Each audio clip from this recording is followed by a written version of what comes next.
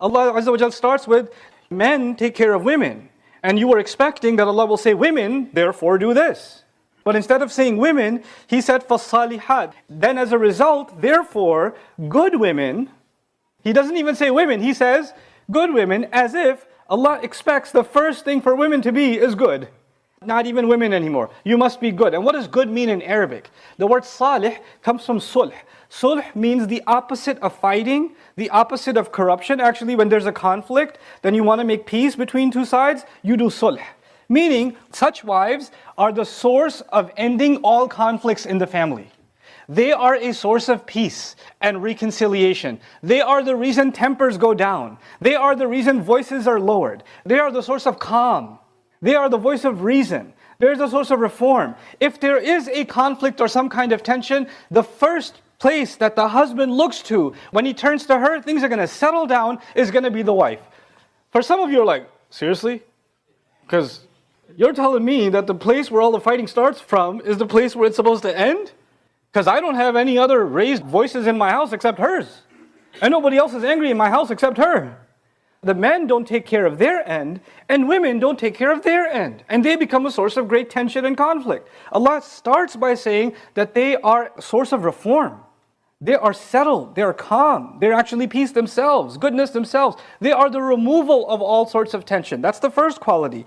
Then He says, qanitatun, eager to obey. And some have interpreted this as eager to obey Allah. And that is true. They are eager to obey Allah. They translate this as subservient, like al-qunutu lillah.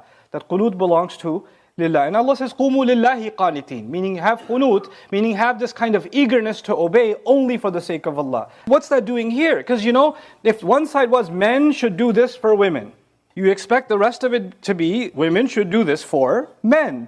So why in the middle of that is Allah saying, yeah, they should do this for men, but this part is for Allah?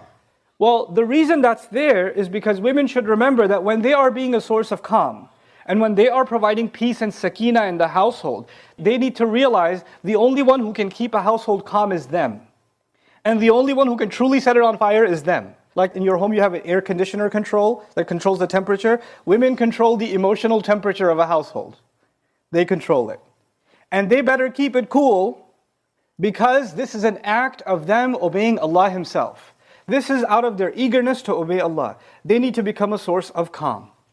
And they both need to do that because men are taking care of them and they're being calm in return. For some people what happens in emotionally abusive relationships, one person's saying, calm down, it's okay, don't be angry. And the more you say that, the other person's like, no, don't talk to me, leave me alone, etc., etc. So one person has to be upset. One of them, it's either the guy who's upset and she's trying to calm him down, or she's upset and he's trying to calm her down, and they see that as a source of kind of control or power. Like, yeah, I got him now. If I calm down now, I don't get that many points. Let me get some more juice out of this. So I'm going to keep this anger thing going. Just see how far I can take it. Putting someone in a subservient position, this is against what Allah Azza wa Jal wants. So Allah Azza wa Jal says, qanitatun. Then He adds another responsibility for women. He says, hafidhatun lil ghayb. They guard the invisible. What does that mean? It means that when the husband's out at work, they're not doing anything the husband wouldn't have wanted them to do. They're not talking to anybody who the husband wouldn't have wanted them to talk to. They don't have any friends that the husband didn't approve of. They're not having any conversations that are behind his back. Conversations that are private between husband and wife are not being shared with her mother or her sister or whoever else, because they're supposed to guard that.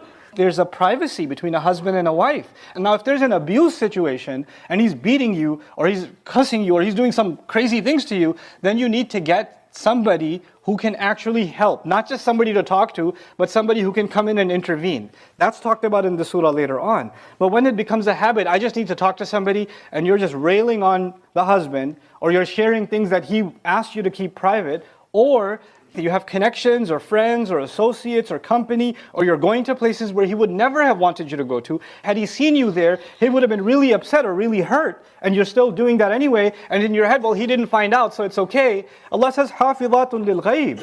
They have to guard what is invisible. Part of the meaning is what is invisible to him. Bima hafidhallah, because of what Allah ordained should be guarded. Hafidhatun lil ghaybi bima hafidhallah. They have to guard what is in the unseen because of what Allah has decided to guard. So they're not supposed to be keeping secrets from their husband. They're not supposed to be having passwords on their phone and the husband says, can I see your phone? No. Why? No. Hold on a second, let me erase everything. Okay, now you can see it. Why?